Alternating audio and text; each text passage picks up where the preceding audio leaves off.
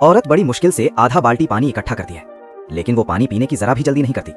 वो बाल्टी उठाकर सीधे गाड़ी की छत पर चढ़ जाती है और सारा पानी छत पर उड़ेल देती है। फिर वो घबराकर खिड़की पर जोर जोर से थपथपाती है ताकि धूप से बेहाल अपने बेटे को जगा सके। तभी उसके दिमाग में एक नया आइडिया आता है।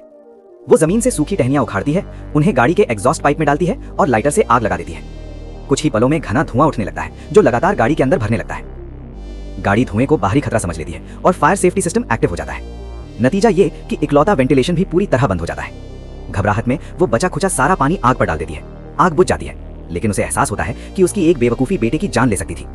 गाड़ी के अंदर तापमान लगातार बढ़ता जा रहा है और बेटा धीरे धीरे बेहोश होने लगता है। मगर माँ हार मानने वालों में से नहीं होती। वो एक रिंच उठाती है और पूरी ताकत से गाड़ी के बॉडी पर वार करने लगती है। एक भूखा जंगली कुत्ता वहां पहुंचता है। औरत गाड़ी की छत पर चढ़ने की कोशिश करती है, लेकिन पैर फिसल जाता है। वो किसी तरह छत के किनारे लुढ़ककर बचती है। कुत्ता नीचे से लगातार मौका ढूंढता रहता है। वो सूंघता हुआ गाड़ी के आगे चला जाता है, जहां पहले से मरा हुआ एक जानवर पड़ा होता है। कुत्ता उसी में लग जाता है। उस जानवर के हटते ही गाड़ी का बम्पर सपोर्ट खो देता है और गाड़ी धीरे धीरे पीछे खिसकने लगती है। औरत तुरंत गाड़ी के पीछे पहुंचती है और अपने पूरे शरीर से उसे रोकने की कोशिश करती है। अचानक गाड़ी का पहिया एक पत्थर में अटक जाता है। गाड़ी रुक जाती है। औरत राहत की सांस लेती है, लेकिन जब वो गाड़ी के अंदर देखती है तो बेटा अब भी बिल्कुल बेहोश पड़ा होता है।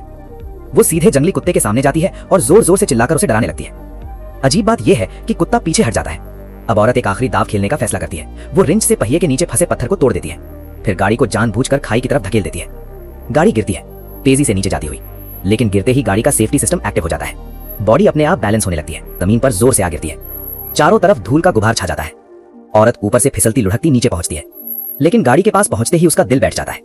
इतना सब होने के बाद भी बेटा नहीं जागता। उसे लगता है शायद सब खत्म हो चुका है, लेकिन तभी गाड़ी का प्रोटेक्शन सिस्टम अपने आप डिसेबल हो जाता है। औरत कांपते हाथों से दरवाजे का हैंडल खींचती है।